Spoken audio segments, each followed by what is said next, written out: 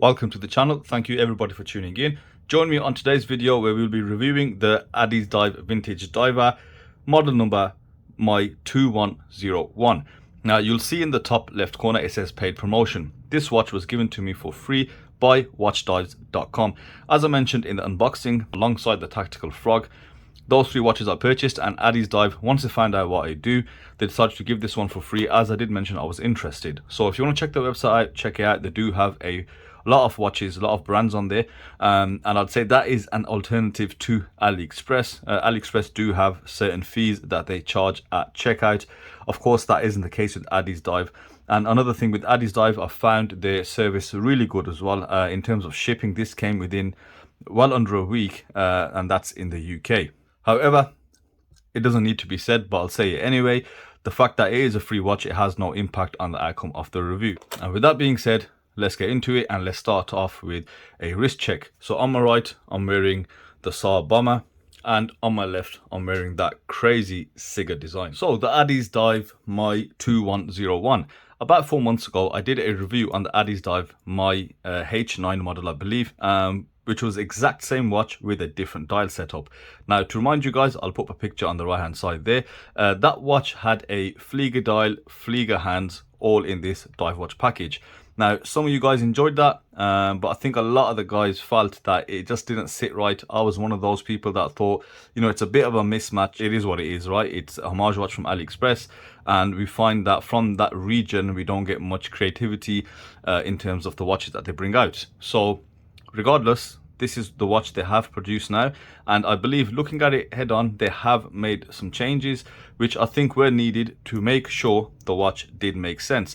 Now, it is still a Homage watch because we've got very familiar features that we see on the dial, and that is what we are going to focus on, what is different. I'll also link the full review of the previous model. But what we'll start off, for the benefit of the people that haven't seen the previous review, I'll give you a rundown of the specifications and dimensions before we look at some of the changes that they have made on the dial, and I'll go through some of the really nice key features and why I basically bought this watch again. Starting off with dimensions, we do have a 40mm case diameter, we have a case thickness of 15mm, and you have a lug-to-lug of 45.5mm. The bracelet width is 20mm. It does taper down to 18mm at the clasp, and the bracelet that the watch is supplied on should fit a maximum of a 7 3/4 inches wrist. The overall weight of the watch is 172 grams, and I think the watch dimensions are absolutely spot on. It fits really nice on the wrist, as you'll see in the wrist shot later on. I'll also put this watch on a few straps just to give you a few different options. Now, specifications, you do have a stainless steel case construction, bracelet, crown, bezel, case back, etc. You've got a high dome AR coated sapphire crystal. You do have a sloped ceramic bezel insert with a 120 click unidirectional bezel. The watch runs the Seiko Epson NH35 movement, which by now everybody knows about the Seiko movement, so I won't go into details about that. Very reliable, very robust indeed. And you also have 200 meters of water resistance, which is aided by a screw down crown and also a screw down case back. Now, the price, whether you look at AliExpress or watchdives.com, the price is around the £100 mark, which is around $139 and 117 euros. So it's your choice, whichever you use. Of course, I link both sources within the video description, but keep in mind what I said about watchdives.com. So let's talk about the changes on this Addiesdive. Now, of course, it's obvious to see what they have done. They've given us a more traditional dial setup. You know, it is a homage of a very popular watch. So you've got this vintage style loom.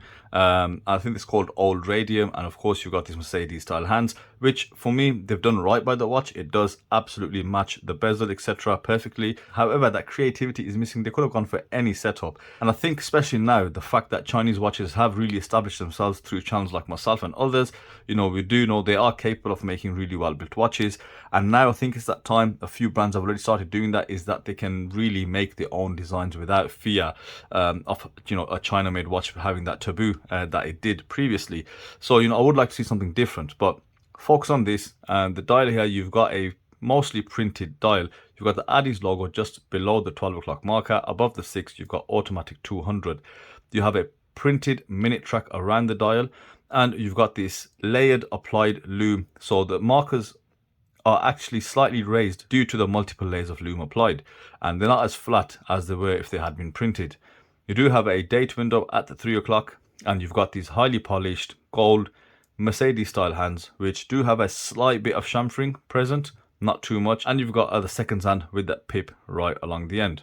Now for me the handset seems a bit small. Now that may be because the dial size is around 31 millimeters. It's not 28.5 mil as I found out because I tried to mod the previous version of this. So I would like to see the hands just a bit bigger, because I personally do like seeing that seconds hand stretch towards the edge of that minute track, and I'd like the minute hand just to stretch a bit more, just so it's touching the markers. But yeah, that's my preference anyway. In terms of the sapphire crystal, as you can see, it is quite heavily AR coated, and you can just see the glare which kind of gets in the way of the dial. I would have liked to see the AR coating being a bit more subtle so you can see that matte black dial. Now the best thing they could have done is, again, the crystal. I love that the fact they used a high dome crystal. As you can see, it really does complement the case shape. It goes really well together and overall creates a very charming piece in my opinion anyway. So let's look at the bezel. You do have a ceramic bezel insert. As mentioned, it is slightly debossed and it's been filled with this old radium style loom again. And in terms of the QC on the dial, you've got very good printing. It's very clear and crisp. However, there is an issue right there at the date wheel. You can just see just something there in the date wheel, and that is an excess of dial material. A lot of these dials are powder coated, so you can see just extra material that's come out or that's not been cut properly. So perhaps a tooling issue, but in terms of QC, that's not a good thing. Although I'd say it is barely visible, but it is noticeable. Quality on the bezel insert, very well done. No patchy paint, no QC issues that are visible. And the 120 click unidirectional bezel, let's have a look at that.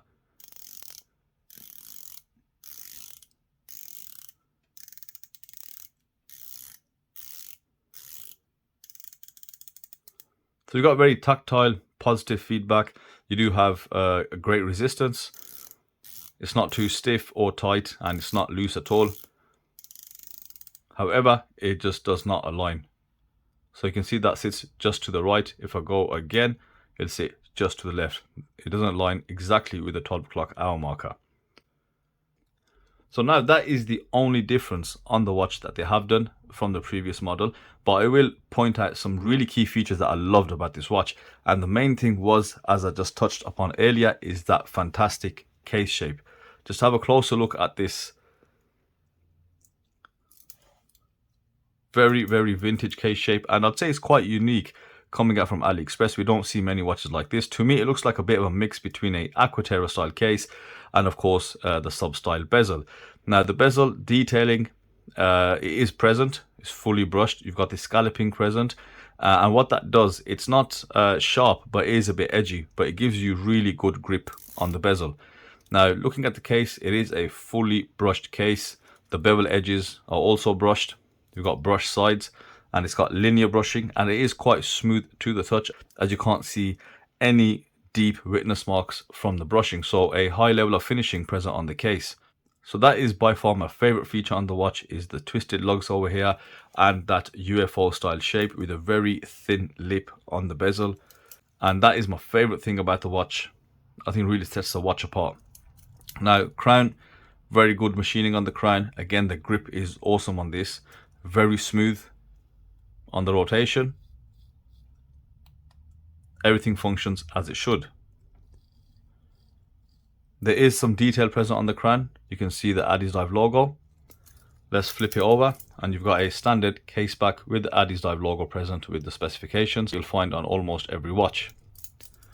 Turn attention to the bracelet. Now this is where I think the cost really does stand out. Because the bracelet in hand, you know, it's not a bad bracelet, but you can tell it's a slightly cheaper bracelet. But, you know, to be honest, we have to manage our expectations as well. Like I said, for £100, I think you do get still quite a lot watch for your money. But moving back onto the bracelet, solid end links, solid links. You've got a stamped clasp, no signage, 3 micro adjusts, and you've got outer brush links, polished center links, which are held together by split pins. So you do have a slight bit of rattle in the bracelet, which you know, in the grand scheme of things, isn't that bad. Is it comfortable on the wrist? We'll find out now.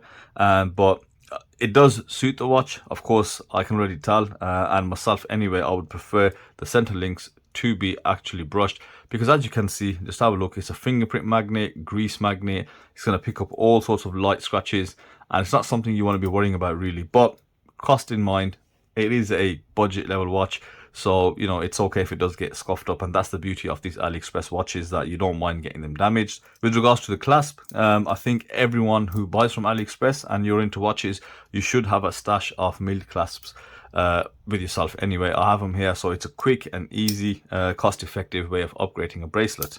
Now, straps, let's have a look at different strap options. Let's take it off this bracelet. I'll try a leather strap and a different kind of NATO strap, even though I despise NATOs, but let's see how it looks on the watch. So the first strap that I want to try this watch on is a tan leather strap, 20mm lug width as mentioned. So let's put it on.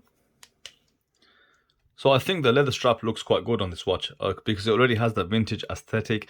You've got the black dial with these yellowish markers, and I think that leather strap is a good match for it. It doesn't look odd at all. You can of course try that. Now, I did have a bit of a hard time taking off the bracelet.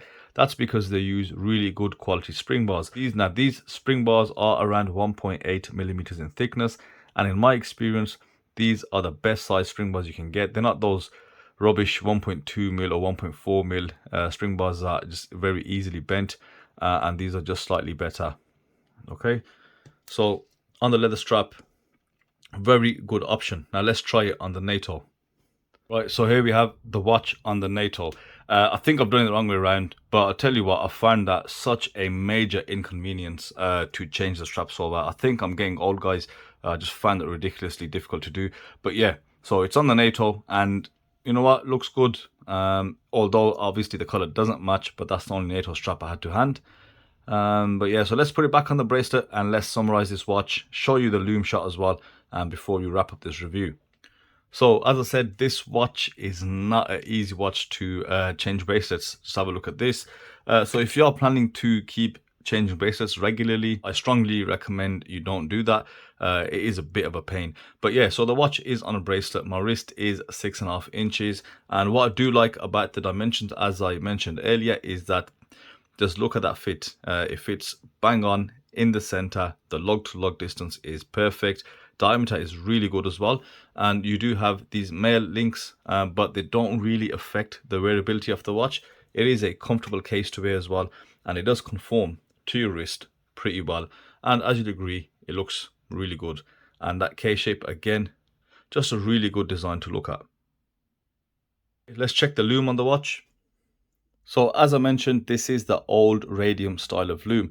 Now, in any application where I've seen this lume, it's not been bright. However, on this Addiesdive, it is of a decent quality. So it is visible, as you can see, but as compared to the C3 and the BGW9, it's nowhere near as bright as that. So longevity won't be there as well. However, you do make that trade-off when you go for this style of lume. You're not going to get something very bright. And I'll also add that this has not had the UV lamp applied to it. So let's do that and let's see how bright it does actually shine. So yes, super bright because it's just been freshly charged with a UV lamp. You will not get this level of brightness day to day at all. To summarize, so let's start off with the negatives. The QC issues. The one that does stand out for me is the poor finishing on the date window. Of course, definitely a tooling issue where you've got some excess material there. If you are a modder, easily fixable, but of course, buying a brand new watch, you shouldn't have to do that. Now, what do I like about it? As I mentioned in the review, I love that domed crystal. I just wish there was less AR coating on there. I like the ceramic bezel insert. I like the dial setup and the hands. Not a massive fan of it, but you know, it works and it looks right. But I really do love this case shape. I love the overall profile that you do get with the watch. I like the finishing as well. It's been done well. Now, there's another key feature here, and that is just the grip on the bezel, the grip on the crown.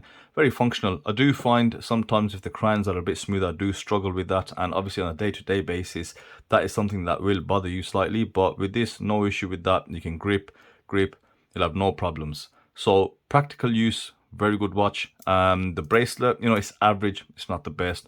No obvious QC issues. As mentioned, the spring bars are actually too good for the watch because it does make it a huge pain taking the bracelet off.